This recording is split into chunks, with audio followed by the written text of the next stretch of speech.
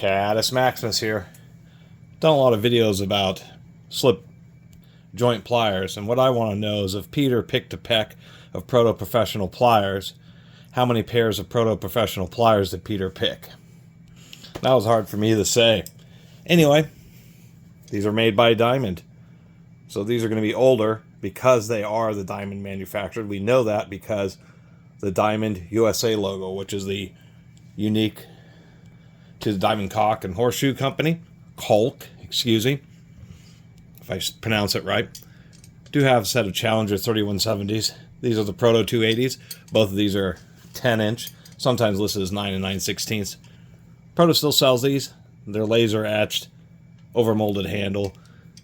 These are the older school ones, which I like, that have the textured handles, although I'll have to admit that the Challengers, I kind of like the texture on them more.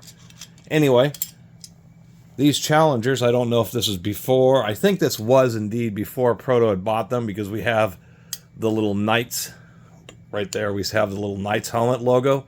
So that would indicate that's a before Proto bought Challengers.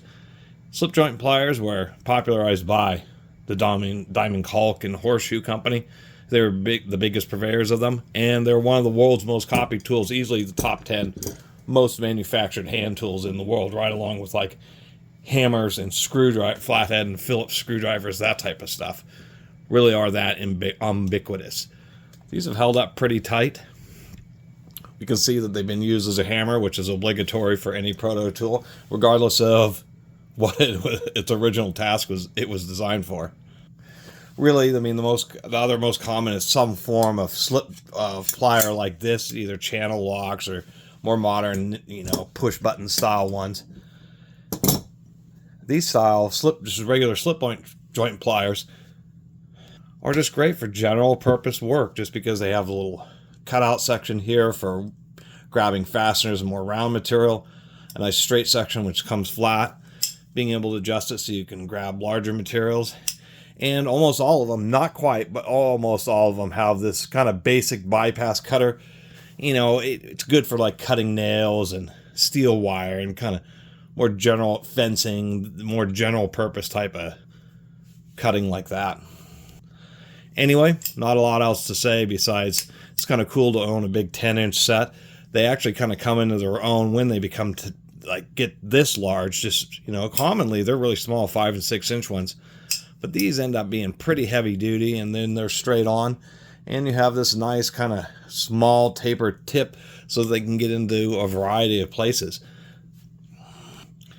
Many times when you have a whole variety of pliers sitting next to each other, you'd be surprised on how often you might actually go for a set of slip joints, just because they're like the original versatile plier. And I have a couple sets of the Proto thin jaw ones, a set of like 6-inchers, but I thought this was pretty cool to actually run into one of the Diamond manufactured Protos.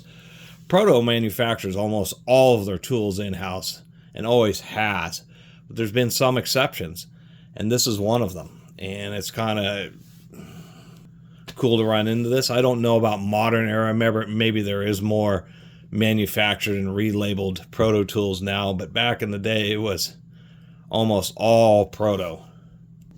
Diamond just must have been able to make them an offer that just said that they make so many of them that they're able to offer them for a cheaper price than what Proto figured they could forge them out themselves for.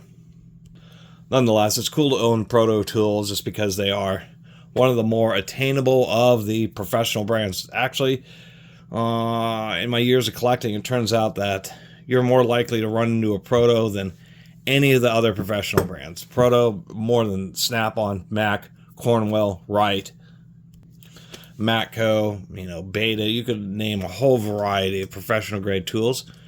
And Protos are they just sell the beans out of them to commercial and industrial and government customers, that a lot of people become familiar with them and then end up buying their tools for their own personal use. And Proto sells a lot of them.